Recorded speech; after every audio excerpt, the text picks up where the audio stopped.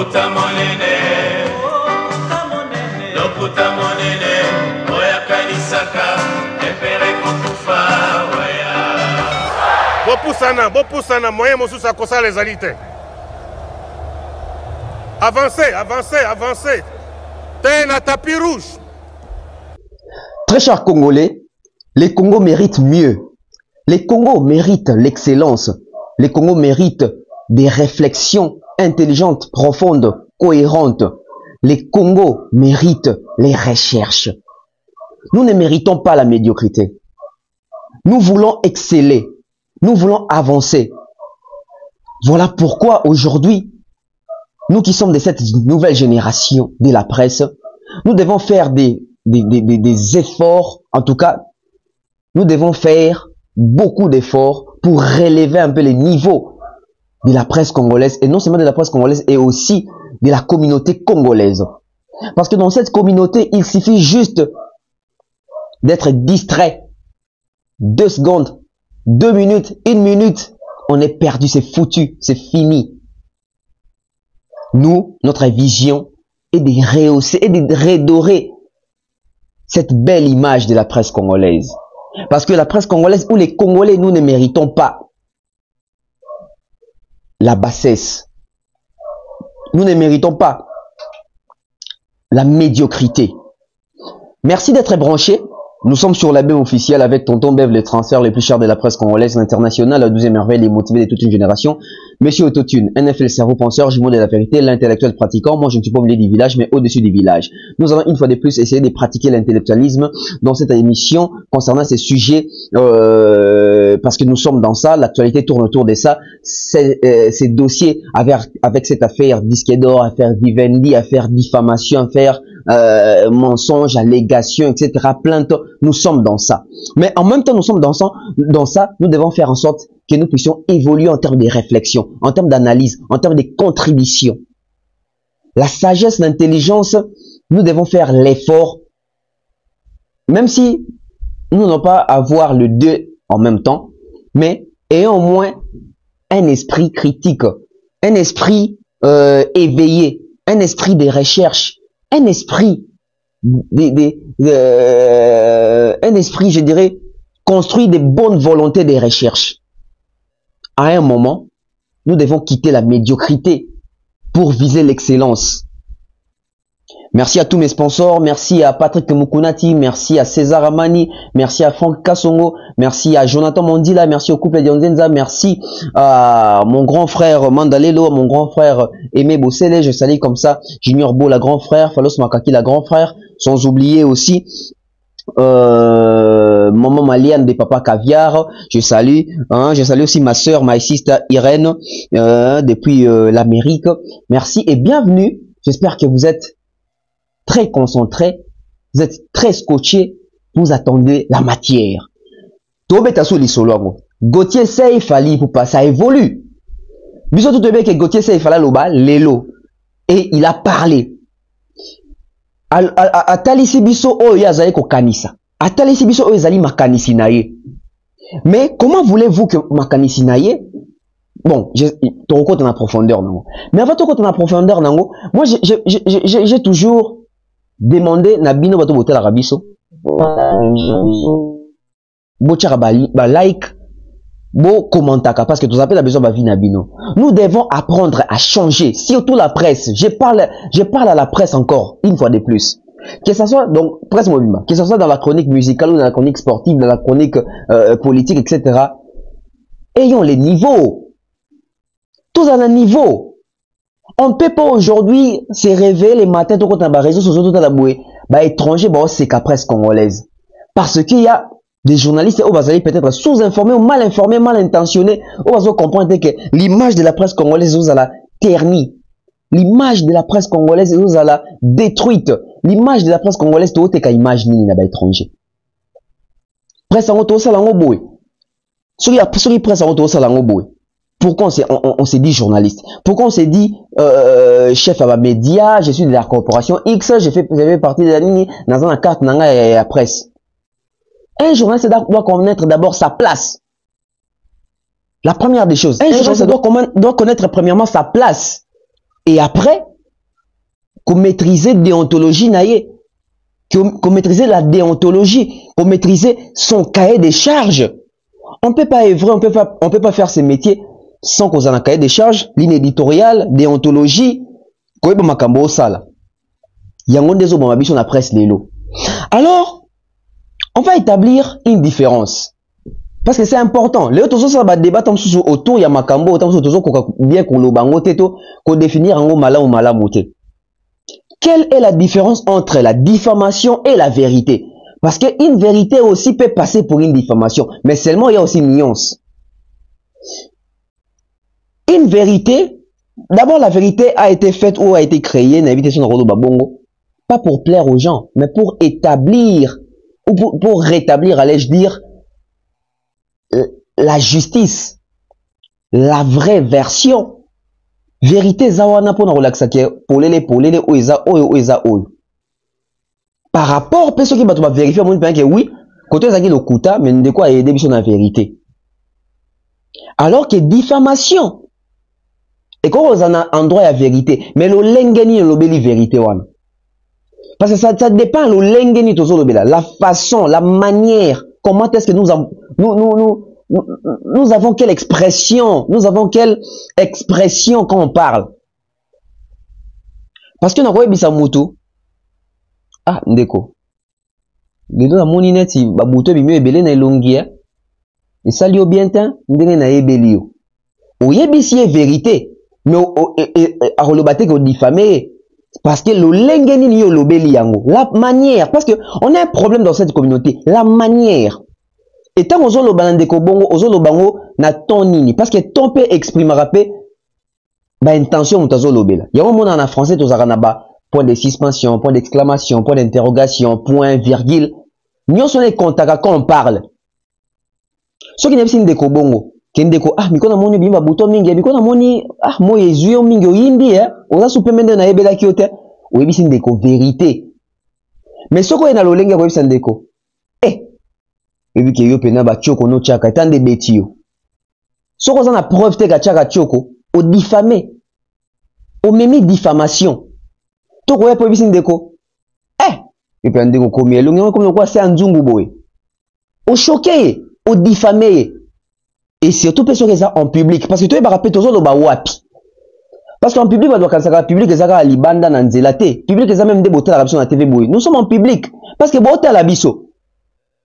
Eza ba émission moko public, ba émission moko populaire, eza biloko bato ba otala en masse. Comment employer les termes? Comment employer les mots? Toujours le baron expression ni pe na tonalité nini. Tout le monde a ton nini. Parce que ça bande comme mususu, à cause de la zone dans les bons. Mais ndenga zolobela. Parce que avant qu'on affirme les cambo, tu comme écoute na place en. Avant d'affirmer, de confirmer, de parler avec certitude, il faut avoir des preuves. Il faut avoir suffisamment de preuves. Nous remonte dans la communauté nabiso awa. Bato aloba sans pour autant qu'on en a pas preuve. Bato aloba sans pour autant qu'on n'a pas élément. Les autres même en sécurité que makambo zoloba oyo soki lobi basa la recours na makambo lobaki to quoi y en a ba preuve to quoi y en a réalité to pesa raison ndeko sei na plateau boso na politique toni yande ko lobela et ane ko lobela ngona na ndenge nini ane ko affirmer. Il a affirmé qu'il avait des preuves. Il a affirmé qu'il fallait pour pas construire carrière dans le Kuta. Il a affirmé que à mon avis copie à signature à contrat à Fali à Vivendi. Il a affirmé des choses. Parce que tant que tu as affirmé Makambo, tu es là responsable et conséquent ceux qui va remettre en cause Makambo zoloba oyo. Wapi preuve nango. Tu as en mesure à répondre. Tu as en mesure à répondre. Non, biso ba Congolais arabongote. Parce que, yon a zolo bango toujours na kati ya communauté o. To kosa mi mingi za na ba musicien na biso za na ba dirigeant na biso, eza na ba yaya na ba parents na ba to kosa mi mingi. To kosa mi mingi. Lokola na kati ya lokuta na ignorance pe zaki makasi. Mutako ko kosa en public, mutako ko kosa partout azali ke bato bayoki e bato mayele pe bayoki. Mais lokola sanction ezate. Lokola bazo sanctionner mutu wana te. Lokola mutu na ba ko landela te ba vraie vérité, vraie preuve etc. Et les karabouyans, on a moni batu nyonso, bah comment qu'on enfreindre loi, batu nyonso, bah comment qu'on profiter. Tout le monde veut parler. Yo moni bah après c'est comme une liberté d'expression. Non non non non non non non non. Non non non non non non non. Liberté d'expression, to comprendre bien. Parce que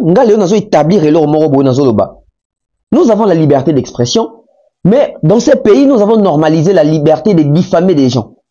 La liberté de diffamation. Attention, faisons la part des choses. La liberté d'expression, oui, il y a qu'à et apporter des fruits d'ango. Tant qu'il ne vérifie pas preuve ezali, traçabilité ezali. On voit que oui, c'est réfléchi, c'est construit et même tout penza na recherche. Mais il faut pas venir dire que faut pas venir faire des choses que au lobby yango, mettons ba continuer na case que oh, mais Dieu m'a kamia au lobby. Et ça yango te parce que comment on confondre les choses. Au moins makamou ya la liberté d'expression oh mingi bana ko na biso te batu ya presse. Biso la journaliste, allez, je dis biso la chronique musicale. Biso la chronique musicale, biso to zara na biso la liberté d'expression na biso et puis to ebi ndeni to exploiter kayango. Soko landi ba papa na biso kalatan ba osala, musala chronique musicale o ba papa Lukezo, ba luambo ma yo ngalo maket, ba papa Lukunku Sampu, ba bolo wa bunzakwa, ba papa lokola ba ilunga mwana bute. Tant ba osala musala on sentait qu'il n'y avait pas l'acharnement, on sentait qu'il y avait vraiment, autant que c'était des personnes réfléchies, des journalistes qui mènent des investigations, qui cherchent des informations. Tant on sentait que Moutoyo à réfléchir, à comprendre parce que aux anachroniques sportives, aux anachroniques musicales, économiques, etc. Biso tout, tozali na ba base moko, toi na collecte, toi na traitement, toi na diffusion. Les longs na bâti ça, on a suivi information, à part divertissement. Donc, on a collecte, on a traitement, on a diffusion, on a suivi divertissement péroïa nango. D'où, ce qui biso tout de qu'on collecter, qu'on traiter, parce que qu'on traiter ça même qu'on censurer. C'est ça le traitement. Traitement ça c'est que aux yeux information dans l'hôpital té, yo moko docteur.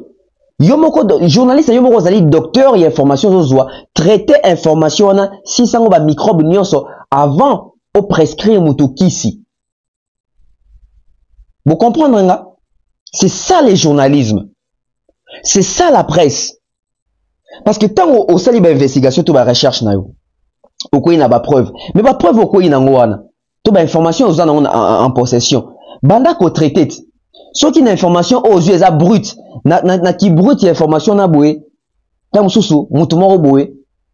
Ba tuti na mutu ka kingwe katani. Yo film bon, ba pesi information na ke to ba pesi ba image, ba pesi vidéo ke kingwa mutu ezate makile zo sauter.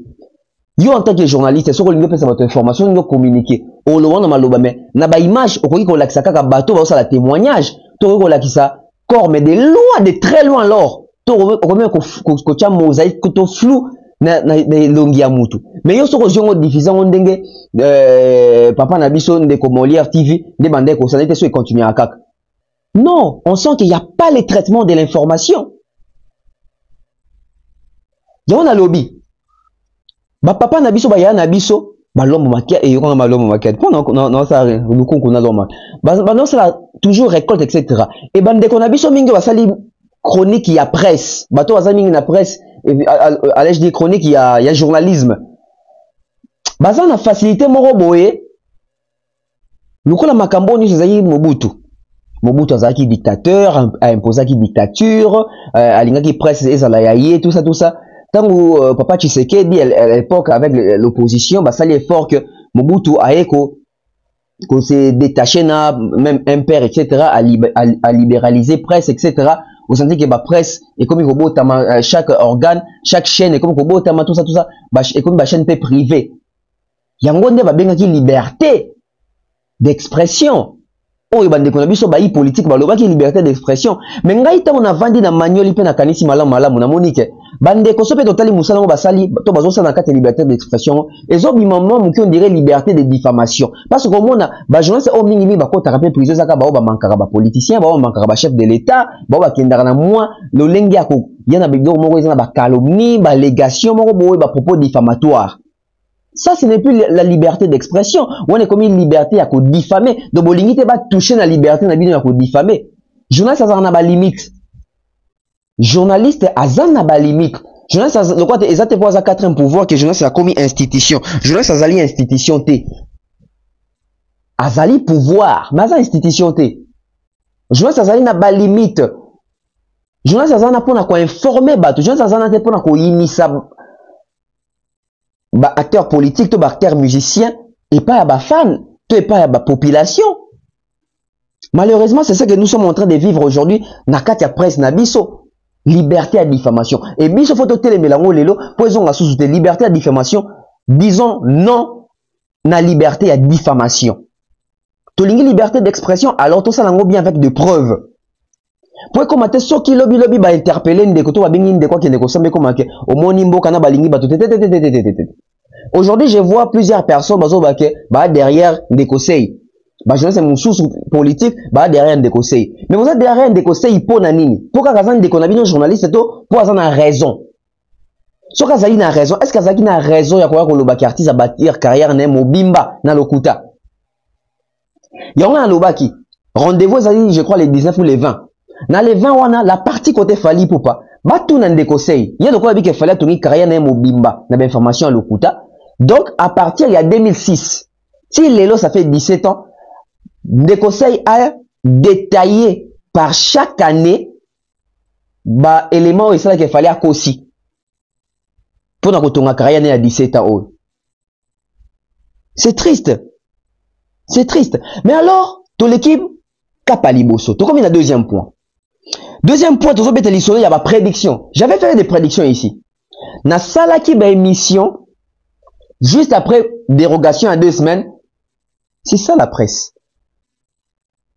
C'est ça la presse. Même si dans mon sous Borondi mabiso le lote, mais Borobeta rata ma solo la biso. Toi qui presse pour ça là, ba aventure te. Ndenge bato ba utana à l'intérieur, to ndeto ba utamboka. Ne baba ke na utaki mboka na ki osa ba jeter. Tout y a qui presse pour nous ça va jeter. On comprend un peu comment est-ce que les systèmes se passent avec la petite expérience que nous avons.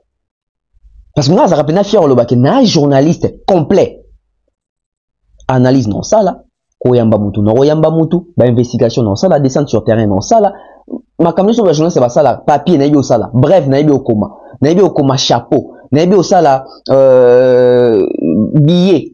Na yebi doni babengi pige na kati ya journalisme na yebi doni babengi pour ça la cravate donc toko ko lingate bandeko o totangi na bango classe en ndenge moko bandeko to sala ba musala moko ba mona neti biso tozali ba sous informé et ça c'est parce que tozo ça la chronique musicale que doza ba moindre et ça c'est pas doza la chronique musicale que doza ba moindre c'est parce que to constater que na kati ya chronique musicale et l'engagement no munene faut ko sokola mutu ya congolais.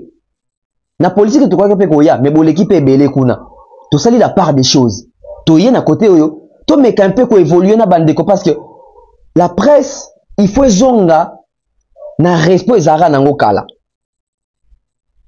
bato balanda ki be mission na ngai je crois que je suis la seule personne ou parmi les 2 premières personnes pour la gentil on a qui n'a pas prédiction na sala bino et il nana sabino toujours que il paraît. Mais bon, il paraît ndambo comme okokana. Et comme au salama, et comme au kokisama. J'avais dit ici, na kata ba prédiction nangai. Bon, mon a 2 semaines où bako créer ba problème. Bon, mon a 2 semaines où bako tendre ba tout ba piège. Bon, mon a 2 semaines où ba manœuvre ko salama. Bon, mon a 2 semaines où il doit la créer. Il doit pas raison. Il doit pas raison. Bandeko sambe la rapport na biso. Parce que nous sommes là pour faire vraiment ce travail sans que sans que vous en avez parti pris tout ça dans la logique des choses n'engue ba fait à présenter. Je vous avais dit ici l'autre dans un sujet monsieur Guy Mafuta avocat c'est oh ba famille il y a 11 morts ba kufa na stade ba contacter bango pour mener banquette contre organisateur il y a concert il y a le 29 octobre. Tozali na sujet mususu tozali na dossier mususu et regardez comment est-ce que quand les gens constatent que parfois peut-être que bah pena na élémenté il faut luka makabu na isa kibino ta ba osala retour na ba boya na babilo na boya na ba dossier on eza liboso yami balé na isa kibino que ba piège aux attendu même si ezaka attendu te mais ba piège et osala mape pona ko kanga ba journaliste c'est pro fali na isa kibino to na isa kibino te tonton beva ko sarate hein lelo soki botali na ba mission ya bato bazali ba anti fali ba journaliste bazali anti fali bota na ba mission na bango ba beta déjà masolo que kala mingi te za ba artiste ba ko déposer ba plainte contre ba journaliste o bazali pro fali o ba finga ki bango peut-être dans le passé o ba diffama ki bango dans le passé. Je vous avais dit ça. Je vous avais dit ça, je vous avais prévenu. Ya on a peki ça ki même bande ko nanga to na bisa ki bango ke bande ko to sur la presse.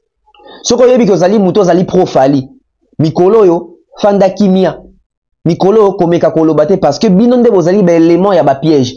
Et heureusement qu'il a dénoncé que bako luka bino na mission bo sa ba débat contradictoire na moni depuis na annonce ki ngo bato ba luka bato na yebi wana fe ba luka bato na ba mission na ba journaliste on a yebi ba so ki mbongo non ba bengi bato te parce que j'avais dénoncé heureusement que j'avais dénoncé et puis na ça na plateau na ngate na ça na chaîne nanga na ça na chaîne na Mombaya na ça na chaîne ya Valdi na Pandi communication na 3 chaînes wana et lelo bozo mona quand même que moi résistance et salami mais au-delà de ça au moins qu'il y a des découvertes bazala profali ba ocha wana ba miniature ba ocha wana ba page Facebook ba ocha ba photo ba ocha bino pe tozo kanga bino pe boloba ki po ba artiste bo sa ki po na ba artiste mais après ba bazo baté bon il y a certains on va finga ki pena batu il y a certains on va kena ba diffamation mais il y a aussi ba mususu ba soka ki na vérité là il y en a dit ah la vérité n'est pas la diffamation la vérité n'est pas la diffamation la vérité n'est pas la diffamation donc tout comme la terrain les gens doivent être très intelligents très malin. Il y a un autre Luka vidéo ya Bev depuis Bev abandonne en 2019. Tilo tourne en 2023, presque 3 ans et demi, Toto Champera à 4 ans. Luka n'a pas vidéo sur Bev Sala, ils attendent dans un Congo Mokil. Ils attendent dans travailler en collaboration, toi en partenariat Cynthia Kapage. Ils attendent dans travailler dans grande terre nana Boduga. Ils attendent Moko. Luka vidéo au Bev a finga toi diffamant mutu. C'est parce que nous sommes en train de mettre l'intelligence dans Makamoto Osala. On n'a pas forcément besoin d'insulter, de diffamer, il y a une allégation, ils ont une calomnie pour défendre vérité. Non, on n'a pas besoin de ça. Vous comprenez que les batouana, bazotanga, boy ba kombo bandeko bazotanga. Boy ba kombo ya bandeko bazotanga mana makamuke. Il y a même des lives où ils ont ça là, ils ont sentir que muto abengi na live ya banti fali. Pendant le baquet, JB, Kofi, Wera, Héritier Watanabe, Fabregas, etc. Bafinga Bino. Donc, jour wana bokende ko bino nyoso sima ya Gauthier. Boya na ba preuve, to za ba image to kotinde la bino to cha mbongo anje ba to nefo ba kangama. Ba otanga ba kombo bato. Ba otanga ba kombo bato. Et on a rebique. Bandeko.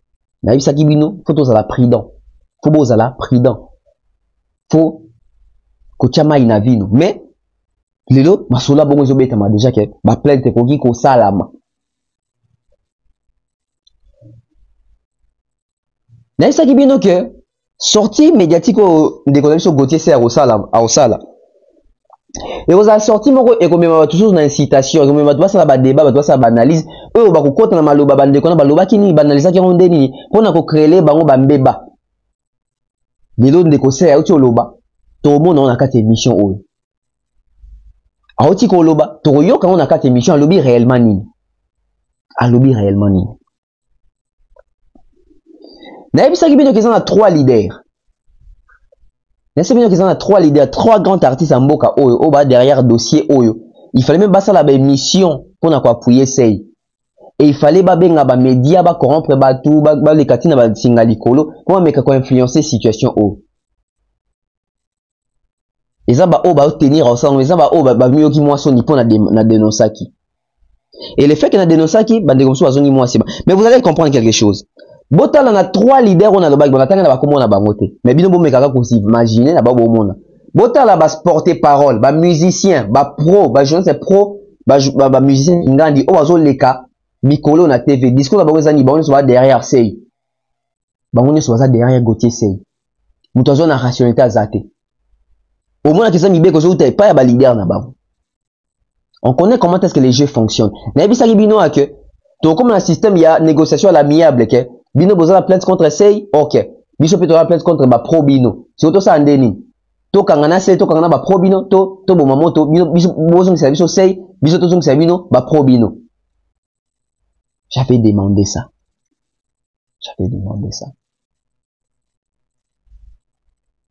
Bon monaki, des connexions Mike Mukeba et depuis sa cellule, il y a des tensions. A imposer fali bato esenga itombe vyo kutobe ke ona sengi fali oui na tangi on peut bien wenza ko senga te wenza ko imposer ke o ana za makila nanga c'est mon frère bimi sae so limite to empoisonner ba relation na biso etc. Donc ezana ti bazo menacer quoi ezana ti bazo imposer na ba prédiction nanga besoin d'émission nanga na ba makama boya. Alors ezana dossier moko ezo kokana mingi na dossier oyo. Et ça m'a beaucoup. Diffamation. Et dossier wana. Et qu'il y a tellement moussika que même après la mort, et ça là que Pepenze kota y a bien été, badwa tikala na ba séquelles, badwa tikala na ba souvenir ya mabe. Qu'est-ce qui s'est passé en 2008 si je ne me trompe pas? C'était en 2008, ou 7 ou 8 comme ça. Kofi Olomide a porté plainte contre Papa Wemba pour la diffamation. Pour la diffamation, pour la allégation. Pour la makambo Papa Wemba zaki na ba preuve te. Maloba kiango na média en public. Et Kofi a montré que bon, na ko memona ndenga polémique, na ko sa ndenga te l'état katalikambo oyo parce que oyo ezali ko sakanana honneur nanga ko sakana image nangai ko ternir image nangai. À cette époque là kaka ba congolais oyo ba mususu ba sepelaka ba mususu be olaki ah te wana vie na yo te toye ba ko ça la part des choses. Qu'est-ce qui s'était passé boyoka makamni papa mbalobaki pe boyoka version à Kofi Olomide et peut bon comprendre qui avait raison. On prend puis on revient. Ma vie beaucoup la lobike banze monanga te kamara mingi pour naza pirate na pirate kaonga moko. Oui, Kofi Olomide mo pirate ba mais oui, tout le monde fait ça maintenant. Il n'y a pas que Kofi Olomide, c'est tout le monde qui fait ça. Ah mais c'est la pure vérité, c'est la réalité ça. Bah tu vas bien gagner mobile. Ah, tu comprends des TV na yo. On y va yo, on bien, on respecte à cette émission, à lui maman mabé. Mais vraiment collègue mabé, oh ils sont normal. Oh ils sont zalaganango. Oh ils allaient pas bien. Arabe chaussure ne mabé. Ah boy soukinaye. Oh y a ba autre bien polémique. Ngami kamuni nango non, malam yo mota la kaka. Bah il a appelé première fois ba pesa nga DVD émission. Première fois na bateau na sengité. Na su DVD na tina bureau nanga. Na ebiso na moment na senti na malili na makila stoppé ko tambola koleka. Na oki vraiment vieux beaucoup la lobike. Banze mo nanga te kamara mingi pour naza pirate na pirate ka onga moko. Ko batuna ki babi ah ndeni ni bila auto le kambule le kabino asala nze mo na ye te kama vraiment te pas comprendre que style wana sali tout ça alors que banze mo za bien. Tous les bons siko ba ale ki na yo musuba sali sa ba sa bulo na bango non mais neti Kofi banze mo te ko pirate ka ngo ye moko.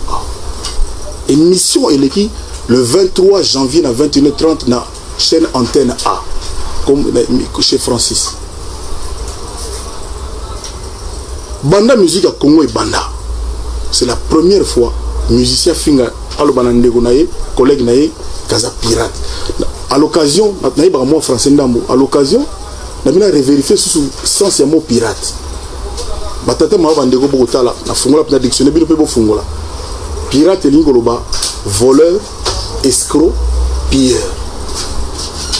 C'est-à-dire sur la finger voleur, ils ont bouqué que soit finger pirate. Ou bien sur la finger escroc, ils ont bouqué que soit finger pirate. Tout voilà c'est pirate et anglo bakango. Na souka journaliste a tenu vraiment vieux. Ah, mais oui puis quand on le besoin on va confier à le voleur. Ah, mais oui. Na vana penda boy. Na bombo so na kina TV, bo munda bi pa autant le bakineza patron ba tutu. comporte-toi en tant que tel. Mais quand on a vu un système, il y a comporte-toi en tant que tel. On a patron pour quelque part, mais comporte-toi. Mais bon, en tant que patron, on a salami. Si on a la TV, il m'a dit polémique, Kofi conflit, Kofi Bopo, et Soukara, Kofi Kaka. Quand on a montoyé, fini, Nainga, tout le monde a dit non, Kofi conflit, Kofi Kaka, Azara polémique. La salini, le papier, m'a vuito, n'a bien avocat dans un conseil. J'ai dit bien avocat conseil. La double aérien. Aïe, n'a pas ce qui est moi j. N'a tiré DVD, stop. Et monsieur Bandi n'a bien tiré tout comme parti on a moins pédé l'ongi avocat échanger. Et comme pendant mon tour, on va payer chèque en bois. C'est des chèques au côté de la banque, mais la réalité. Abina non, c'est trop. C'est trop. On ne peut pas salir ton honneur, porter atteinte à ta personnalité à ce point. Oh, vraiment, il y a une citation directe, quoi. Et on a en tout cas, la bonne polémique. Puis il y a désormais polémique et ça suite. Donc ça dit, mais si on finit avec débordement, on sentit que on a la communication système. Donc, on a Kendaki, la saisir justice, pour justice l'État, la Likambango, quoi. On a beau qu'il y a une polémique, on a Zayaya, on a la Zilage pas à vie. Exemple, après cet exemple là bien, à l'Axabiso, pour Lingana, pour travailler et tout. Je me souviens qui est la TV à Zoloba. Jeunesse attaquée, mais l'éducation ne peut pas faire un bilan à répondre à Bino. Sur un lobby bien coiffé, bien parfumé, ils ont dit que c'est propre. Voilà, et ça a toujours l'éducation. C'est ce que j'attends de lui, mais la réalité qui montre surtout, n'est pas vivant na la porte plainte, et puis on a voyagé qui, pas vraiment ébélé, dont Gabi Chabani Record. Patron ayo. Mon ami, c'est un ami à moi, un frère. Abengano, Tika Kaka, Talakaka, Boy, tout ça. Là, il a un signe. Et, jour où on a eu le téléphone, papa ou Mabinga, de solo pendant à peu près 47 minutes à reconnaître Kaloba qui m'a bien. Pour un coquille. Pour un coquille, pour un but que na salaï m'a bien, la leka na la mouginate. Pour un coquille qui n'est pas avocat, bon, pour retirer peut-être, vient se rendre compte que Aloba m'a bien, c'est vraiment pour un gars et qu'on y a quoi. Parce que plainte pour outrage, injure publique, atteinte à mon honneur, imputation dommageable, ça risque 1 an de prison ferme. N'est loi et salama. Bah il s'en a mis collé qui petit dans un monde il y a trop kakol drumer ya maison mère alika na chaîne mo télé 7 aloba le même kamunaye na landa gete pour na landa yobi na landa minga tennis ba Barcelone bani mais batuka ka ba il singa vraiment tout ça ba il y a bande DVD émission wana na soki ta hôtel on te passer faire na voyager na pesa que un avocat conseil na ba ni tala soki il y a matière à saisir la justice na likamwana effectivement justice à la saisir. Oh. Et l'incoloba semaine prochaine si tout va n'engizo kenda petit wana qui n'a pas s'expliquer la justice pour des injures publiques. Je dis bien ngai na dali hors polémique lelo. C'est-à-dire na oya société ko na lobaka na TV non. Système quand on a dit ngaku na tala qui même pas. L'avocat conseille à relever au moins 5 ou 6 infractions outrage atteinte à l'honneur de quelqu'un. Donc je l'annonce à la télévision. Ça dit Petiona, on va vous expliquer la justice. J'espère qu'on s'explique bien. Ce que s'explique, c'est que loi dans le bac. Moto sala 2 jours, moto fouta 2 fratos, n'inga la éviter et au salama bon. À moins que. Donc ceci, il faut servir l'exemple. Les producteurs ne veulent plus investir et les distributeurs ne veulent plus. Côté à bon, il y a belé mais pendant ça la promo. C'est ça qui est en train, laissez-moi, de tuer notre métier. Mais collègue, nous, jeune frère, même si Kofi Olomide, il est mort à ça pour son aïe, comme il dit lui-même la moyenne. Mais il est pirate de ses œuvres lui-même. Il pirate ses œuvres lui-même. Mais oui, mais s'il ne le fait pas, c'est que ceux qui ont salaire beauté, mais tu vas te faire pirater. Donc, si on a la ligne, on le dit, Kofi Olomide, il est mort à pirater. Mais oui! Tout le monde fait ça maintenant. Il n'y a pas que Kofi Olomide, c'est tout le monde qui fait ça. Ah, mais c'est la pure vérité, c'est la réalité, ça. Mais oui! Vous comprenez? Vous monite. Diffamation bakangela rango. Et boki Kofi Olomide le bique. Papa Wemba yemora benga Kofi. Papa Wemba yemora benga Kofi pour nous dire que Tobu Mamoto, Limbisa, Eza TV, tout ça, de Kofi a tchaki nase. Bande ko tolobaka awa pona ndo sambate, tolobaka a pona babeba biso defa bazuzite. Mibeko eza mibeko. Oh non, fali pupa eza makambo musique, famille fali pupa kutu famille na finga maka, famille na bona boy. Oh, mais famille na finga maka bobi ndeko nanga Sarato la, azaka na prison. Oh, c'est comme si ba congolais to bossa na Mombango, Sarato la zagi wapi? Asa ina prison. Bakanga ki? Pas comment porter parole la Kofi o nani soki nyamakor. Bakanga ga eti. Pour finga gini. Afinga ifali ba difamaka famille abatu. Bandeko ba difamaka ba famille abatu. Bobi bisika bani ba sukaka. L'État doit s'impliquer na makambo oyo. Surtout ceux ba musiciens monique na memaye devant l'État pour na ba raison nanga. Bo monique papa Wemba loba makambo eza grave. Ko ba ke Kofi Olomide azana yimoka pirata ka album na ye. Et bien na munoko nani? Na munoko ya papa Wemba. Peut-être so bimara na munoko ya Mise moko tamusuka tamusa Jani engele ka nga boy. Mais bien na munoko ya n'importe qui te ya musique papa Wemba. Et bon le ba ka mezaka seite. C'est ana casquette ya journaliste politique. Toko ba ki peu d'investigation.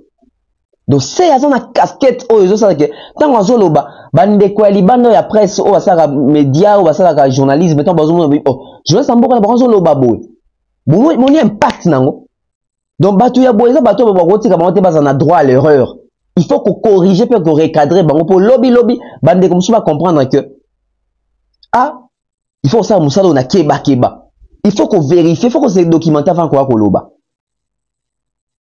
C'est la même histoire. Lelo bateau tant que bazana ngamba Kofi Olomide, je ne dis pas que baza pour Gauthier Sey, mais ceux qui allaient bateau bazana ngamba Kofi Olomide baza pour Gauthier Sey na affaire o. Baza pour Gauthier Sey pour nani. Pourquoi Kofi a disque d'or il y a soloté il y a snap on a certifié to bon na que Gauthier Sey a na démarche ya malabu. Mais ceux qui boza contre démarche ya fallait remema Gauthier Sey na tribunal. Pour nini bo sepela ratango Kofi Olomide memara papa na tribunal. Vous voulez la chose et son contraire. Vous voulez la chose et son contraire. Bah Congolais bah c'est là qui va rétablir la justice, la vraie version, la vérité entre Papa Wemba et Kofi Olomide. Mais to c'est là parce que Kofi Olomide qui na nzela moko penza yi pena na légalité qui ba samba. Mais pour nani lelo tongo, fallait pour basali la même chose, fallait zoko ba mutu mabe. Ndekoloba kaza na ba preuve akeko samba. Il nous reste, je crois, 10 jours. J-10, si je ne me trompe pas, ou au moins 11 moins 10. Donc, à la mingité. Nicolas Mozo Kenembangu. Dès que vous découvrez la vraie version, la vérité, etc. Et abisso. Tobo Sanagambon, on a zongi Selibino Loko, ya papa Wemba, on a na page Facebook, yande qu'on abisso, Shagi Sam, na Pessi Mbote, hein, depuis l'Europe, je crois, en France. Donc, on a page net, on a mon, on a dit, oh, mais bidon qu'on t'ose en angote. C'est ça que Moussala Abisso ba journaliste, tu Abisso ba etc. Qu'on rappelle, qu'on rafraîchir mémoire ya bat. C'est dans les mêmes pays, dans la même république, dans la musique, Kofi Olomide a porté Papa Wemba plainte pour diffamation. Pour diffamation. Je crois sur la bonne sanité, premier soin, faire à côté lango, je crois sur les prisons sont pas qu'il n'a prison pour la diffamation d'un diffamant Kofi Olomide, mais mission n'a pas qu'on dia nous etc. Et ça et ça parmi la raison et ça qui est fait rigolo là Justin quoi y a peu moins l'écolo naé diffamation propos diffamatoire la liberté d'expression et liberté y a diffamation la liberté n'est pas égale na libertinage tout ça là très attention alors dès qu'on côté c'est à la caille qui a roloba ndé quoi roloba bato ebele bande ko zelango impatiemment ah ndazo ko loba bazo pera ko tout à pena bordia bazo pera ko loba penza to landa ndeko Gauthier Sey boto zonga to analyser makam Gauthier Sey alobi travail lundi et mardi na équipe à Snap tango moto azwaka disque d'or maison Snap a remettre yo disque d'or a repesa au disque d'or o ezali et lembo ya disque ils ont suivi un brevet pour appuyer où il y a les disques na yo wana. Et puis il y a beaucoup maison à organiser une cérémonie, il y a coupé ça yo, il y a remettre, il y a reconnaître yo. Si quoi yo, tant on a neko tala disque d'or. Il y a des gens qui ont fait poupa. Il y a des gens qui ont fait snap pour nous Miyano. Miyano a fait et c'est commis. Mais na coupé Sabino on a un dépôt de ces la justice. Na lobi mais wapi cérémonie au snap. Ba cause snap ba pesa ndeko na biso fali pour timba disque. Cérémonie na et mon na raté. Tu vois mona paf na stade des martyrs. Journaliste moko ya RFI Claudicia na moko ya mwasi ba yekopé sa disque. Claudicia a salaka na Snap te. Est-ce que Claudicia était mandaté par Snap pour ba yekopé sa disque na Kinshasa? Question à Bosso. Question à Mibale. Est-ce que ba profiter de la notoriété à Claudicia ou à journaliste international pour ba imposer na ba Congomani banso disque d'or voilà que ça est réellement Snap? Question à Mibale. Question à Misato. Cérémonie officielle au Salman à maison Snap. So tali na site, il y a solo Snap. Au moins était tant on m'a dit système bazui, Snap organisé cérémonie na salle et un spectacle à Olympia à remettre bango officiellement. Tant artiste belé bazwa bango balwa basal na France kuna parce que ezama kamesami sur le sol français. Ba PC le cérémonie c'est na sol français. Mais oh il y a le lengedi cérémonie ko ça na sol congolais. Et on recourt à un journaliste international qui n'a pas une fonction officielle au sein du SNEP. Ce sont des flous. Et pourquoi avoir entendu 5 ans et 3 mois après? Oh yo, et c'est net Zabiyano, t'as quoi Sabino. Et puis t'as d'ici enquête. Bouscape a s'est interrogé, chargé de communication à SNEP, qui était disque d'or. Oh bamsous bazouaka, et Zagaya 2 dimensions. Dimension Liboso, Eza Motoyo a teki 50 000 exemplaires sur les sols français. Wana, sur le disque d'or, c'est le cérémonie, le meilleur Mosolo. Nathalie, Mosolo Wanezaka, en termes de milliers de dollars. Mais Nathalie, équipe de Konanga, il fallait Timba et Poupa.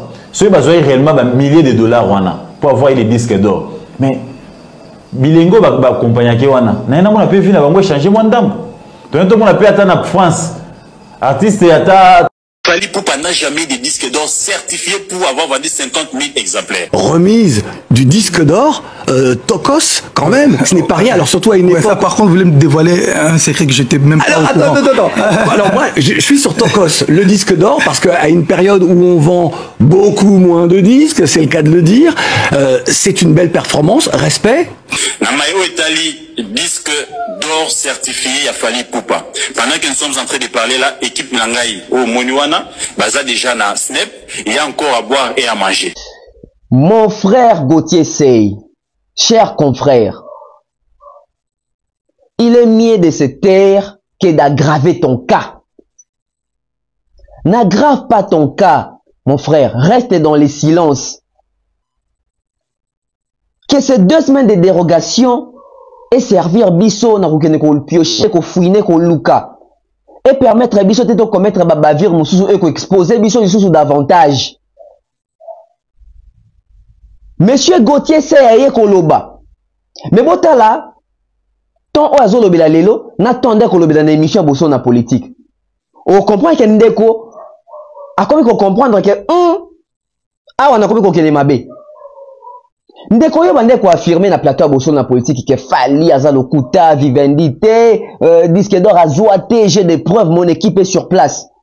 Yo lelo yé pour na koloba ke ozo meka ko réfléchir pour na koloba ke est-ce que nazo mitu na ba question te yo zo mitu na so ba question te parce que yo zaka déjà na ba conclusion na pas boso na politique kuna mitu na ba question te kuna yaka na ba conclusion na ba affirmation pour na ni na sorti no ya lelo. Au comique, est-ce que Namituni Kaka, est-ce que Zaboye? Non, Ndeko. Non, Ndeko. Pour Robert, il dit quoi? Alors, Yazaki n'a pas doute, toi Yazan n'a pas doute, n'a disque d'or, il a fallu voter. Yazan n'a pas doute, parce que na plateau, bosso,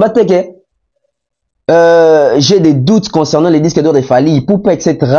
non. Yo, il y a pendant na affirmation. Ou même que savez-vous, savez-vous qu'il fallait pouvoir jouer disque d'or, bah, image de Zali, hein.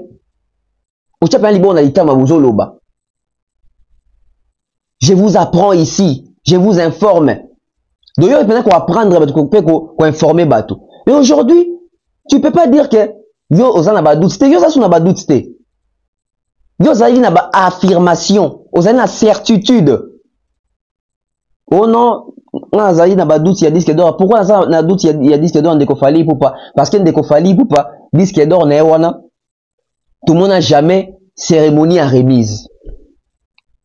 Il a dit que Snap bateau nous besoin disque d'or Snap, bah c'est là-bas cérémonie à remise. Non, c'est pas ça ndeko. C'est pas ça. Parce que certification, bah certification Snap. Il y a ba disque d'or, il y a ba platine, il y a ba single d'or, etc. Il y a ba diamant. Total en gros toujours évolution on a chaque lundi. Na nini officiel na bango. Et chaque lundi on a des occasions la semaine de certification de l'état banane vous a certifié. Et tant que vous a certifié, c'est toujours plus de 50 artistes vous a certifié hein. Si qu'on soit qui Snap par le but avant de recevoir la cérémonie à la remise pour chaque artiste a sa certification. Dès qu'on sait, mais quand un peu qu'on réfléchir bien quoi s'il te plaît. N'aggrave pas ton cas. Fallait te taire. Net na certification export out. Bon on a liste plus de 157 artistes dans le monde qui certifiés. Si qu'on cérémonie ce n'est pas un ça la ndengeni, un gars qui n'a pas beaucoup à chaque artiste. Réfléchissons s'il vous plaît. Il dit que Magic System coûte tout. Disque d'or na bango mon quitté ba remeta qui de quoi ezaki disque d'or moko bateki 50 000 exemplaires kaka na sol français ba pesi ba mpeka disque d'or ba pesi ba cérémonie na kaka na sol français. Comment est-ce qu'il fallait pour attaquer na sol français mais ba que pesi disque d'or na sol congolais. Oh mon frère. Magic System tant ba les cérémonies na France c'est parce que ça qui na tourné qu'on en France. Et coïncider que basant sur place en France, bah c'est liban cérémonie. Michael Jackson, pour ta gouverne mon frère. Si je ne dis pas des bêtises, Michael Jackson, je crois il a plus de 18 certifications. Bimi c'est la biso, il y a gros expert et investigation. Bimi c'est la biso 18 cérémonies à remise à ba disque d'or à Michael Jackson. Ce n'est pas forcément obligé de passer la moutou remise. Na cérémonie morobo et pour nous remettre un disque d'or non et ça dans quel moment symbolique et ça il faut passer la moto cérémonie Gims ah ça ba disque d'or et bien ça la platine et belé combien va faire la cérémonie bien on va casse d'investigation moi on a image donc des conseils au lieu à se taire na continuer na ko sambela des conseils azoya susuko comme quand ils ont davantage na libulu moi comment ça ne tient pas la route. Que non, tout le monde a Claudicière, na Juliette, Barimeta, Fali pour pas disque d'or. Et puis, à sous Sobi. Donc, c'est comme s'il fallait, à sa canne esprit, congolais, que, à qui aux journée, c'est le international, pour le roi Zamutaliban, on a fait que oui, il a disque d'or à Solomide Konangai. Tika Makambo, et comme il sous la diffamation. Yo, vous avez kate pour aller. Moutoyo kaka, il a un des mères, il a un Thierry Momba, il a un manager, il a un Dab. Moutoyo kaka. Moutoyo kaka. Ah, quel est combien de disques d'or? Et belé, combien de cérémonies au monde? Combien de cérémonies au monde? Et fallait pour pas. Oh, j'ai disque d'or en 2022. Mais en 2022, fallait à Zayouap. En 2022, fallait avant la tournée américaine. Tous on a 2022, avant, fallait être à Stade des Martyrs. À ça qui n'a été aux États-Unis. Ce n'est pas l'Irlandais qu'on a ça des cérémonies. C'était bon, il fallait faire une tournée américaine. À Bali, na Canada, à Canada, à qui a bêti, Polo, Lincoln, Palladium, etc. Ailleurs, au sous qui s'est tourné dans un stade des martyrs. À Bano, on a un festival à Kenda, États-Unis. Il n'a pas le temps. Et bah, tout le monde, la vidéo qu'on a, c'est programmé. Et pour ce sont les cérémonies, donc l'artiste doit être présent. On ne peut pas faire ça sans la présence de l'artiste. Et tous nous savons qu'en 2022, l'artiste était occupé avec la tournée américaine avant d'aller conclure sa tournée américaine au Stade des Martyrs le 29 octobre. Il n'était pas en France. Il n'était pas en France. Comment est-ce que vous menez vos investigations? Arrêtez de chercher les excuses et les faux fouillants. Je connais ces sujets. tout le monde une cérémonie. Si j'ai bimaka déjà tant fallait azora disque d'or. Donc c'est comme si ça ka biloko bazo ramasser ka la table sur na coup de fil, sur na nzela comme tu ka na toile karaboy. Tout nae à la sabiso cérémonie na. Non. Quand on disque d'or c'est que bon. Platine export. Fallait toujours platine ba certification sous ya suka fallait azwaki azaki platine export. Na ba certification ba aya ba zwaki ba MHD, je crois ba te belé ba zwaki ba certification. Wapi ba cérémonie na bango. Ouais ba cérémonie na bango. Bandeko, totika ngomi, pardon, muto ayo kaka. Et il dit, disque d'or sur aux yeux yango, orozoa, mbongo ebele. Alors que Fali, a eu disque d'or, mais tout le monde dans l'entourage n'est pas na milelo. Qui souffre dans l'entourage de Fali? Ndeko, ozo baksa sous diffamation, likola diffamation. Ozo baksa sous balégation, likola balégation. Et depuis, ndeko sei, ça la politique.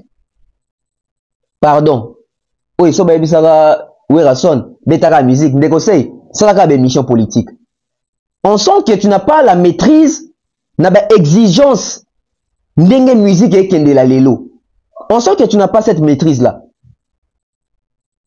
On le baké fali pour le quoi je disque d'or. Oui, fallait pas demander à disque d'or na azui mbongo ebele. Oui, azui mbongo ebele. Mais mbongo eza entourage té. Mbongo eza ya artiste musicien et l'artiste album n'est qui produit, je crois par Warner son abossanité. Donc Warner a un pourcentage né, artiste pas un pourcentage né et bateau ne soit bêta qui on a besoin de banni na bangwana. C'est pas possible. C'est pas possible. Si nous allons continuer à réfléchir de la sorte, c'est triste pour nous, Congolais. C'est triste pour nous. C'est très triste. Je vous dis sincèrement, c'est très triste. Depuis quand, ce artiste, est-ce que bon on a des artistes des artistes d'entourage là? Quand tu veux parler de l'entourage des artistes, tu parles de qui? Edi Badiata, chaque voyage professionnel à Kenana Fali, directeur marketing. Tout le monde en fait voyager, toujours une équipe là, Edi Badiata, Ejiki Tenge, faire gagner à merveille. Donc c'est toute l'équipe. Aux côté fondation, Fiston Koloke, Patine Saraza, Jolieli, les Manon Loubak, etc. Tu parles de qui dans l'entourage de Fali? Et si on te le rôle dans l'entourage, on a besoin de na Congo. Et là, besoin de ramasser boy. Que Fali, il y a un mbongo, mettre l'entourage de l'Okuta. L'orchestre ou les groupes les plus stables aujourd'hui au Congo, c'est les groupes Yafali, il faut pas. En termes de voyage, bana stabilité. En termes de vocaux, oyebani, bana stabilité. En termes de nzembo zobeta ba comme on a bar, bana stabilité. En termes de revenus, à Betty concert, Betty production ba fouti. Tu vois l'orchestre ah na Congo. Dans l'orchestre va beta ba 8 mois va beta concerté. Donc ça veut dire que bon générité. Mais Fali, c'est presque chaque semaine, c'est chaque mois oyo ba musicien ba matation sur scène et ba payé par prestation. Et hormis prestation, l'artiste donne aussi au à quoi ça. Et toi, vous sentez que l'artiste a philanthrope, par exemple, fondation, qui ne te dit pas que bon artiste a joué qui en a beau épée, après ça rappelle la fondation, parce que fondation, les ambons, ils pas naïs, bon, ils ont pas les ambons, il y a quand même bon, on va dire que dans les ambons, ozo, générer la musique, c'est pas un voleur. Il fait son travail, il gagne son argent. Comment on fait? Un des cocotiers, c'est, comment tu fais? Yo, lelo, okomi koloba neti muto azali koloba te doute nanga ezalaki parce que te yo ezalaki doute te il faut to éclairer bato ba vidéo no toza nango ozoloba koloba na affirmation ozoloba na certitude ozoloba na mpifo onde koloba na mpifo oloba ke osali banquête ozali na banini ba preuve ezala ba correspondant na yo avocat na yo azakuna tout ça lelo komi ke yo zomituna est-ce que ngana zomituna est-ce que te ezasuma kama est-ce que te poto bani il se posait des questions non. Bah, question qu'on se pose aussi, maintenant, on dit, on affirme, tu veux déjà confirmer chez Bossolo? Tu veux déjà confirmer chez Bossolo? Apprenons à mieux gérer la presse aujourd'hui. Tenez, on a sorti médiatique, on comprend, donc, sortie médiatique, oh, il y a des conseils. Donc, ils ont fait comprendre, que des conseils ne maîtrisent pas vraiment les milieux musicaux. Alors, maîtrisant côté. Si c'est les milieux politiques, bah, processus électoral, la constitution, elle a peut-être la maîtrise de Makamouan. Mais awa, elle a la maîtrise peut-être, il y a la partie fanatisme. Les salariés qui ont Makamouan, au moins même, bande de quoi faire et tout, bah, tu as qu'à faire, bah, qui même qu'on soutenir, bah, qui même qu'on assister à l'audience, one. À un moment, n'importe quoi, il faut tout sungana. Il faut tout sungana, mais bah, tu vas limiter tout sungana, bah, tu vas limiter ko, to exceller na buzoba, to éviter yango. To éviter yango. To éviter yango. Et ndeko na biso qui dit, oh non, eza kaka mituna, on a tuna qui te, yo eza sous mituna te ndeko. Yo sous mituna te, ngabi manke comme mutuna. Mais yo zaki déjà ba investigation, na osala ki déjà ba pesa ki déjà ba réponse. Et il dit, pourquoi avoir attendu 5 ans et 3 mois? Oh.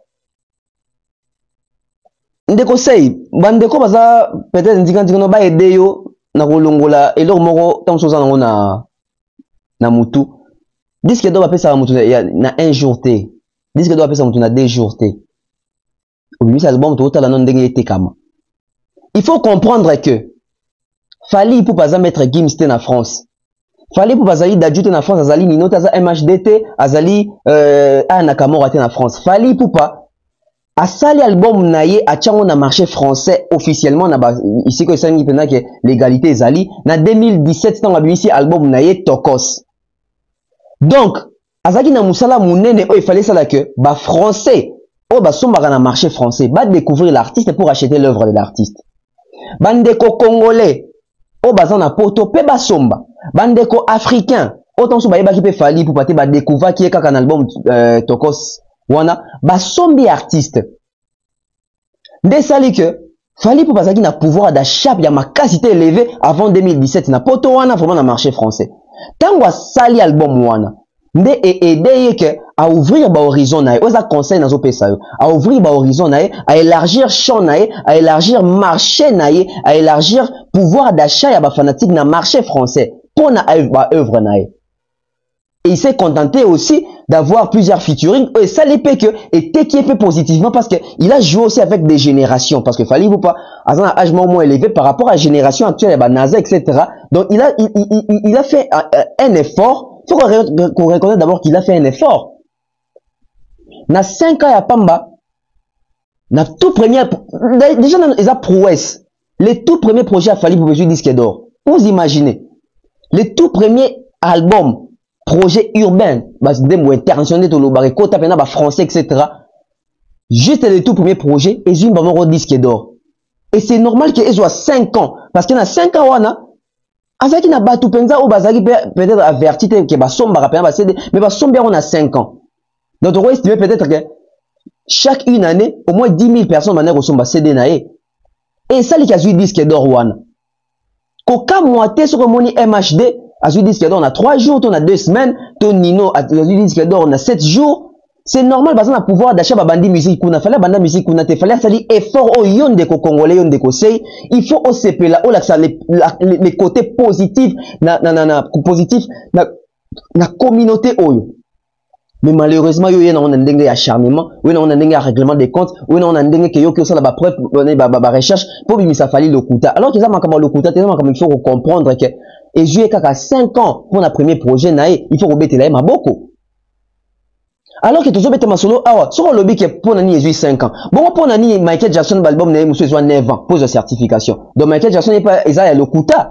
Donc, quand tu dis que, ils ont un flou, donc, Gims, disque d'or, peut-être après, 5 ans, 10 ans, il y a même après, 17 ans. Donc, on peut ça valable été. Les problèmes à disque d'or, ils allaient peut-être, aux autres, qui vont répondre, les vrais problèmes où, et là, ça qui va passer sur disque d'or, c'est atteindre un seuil, il y a 50 000 disques en France.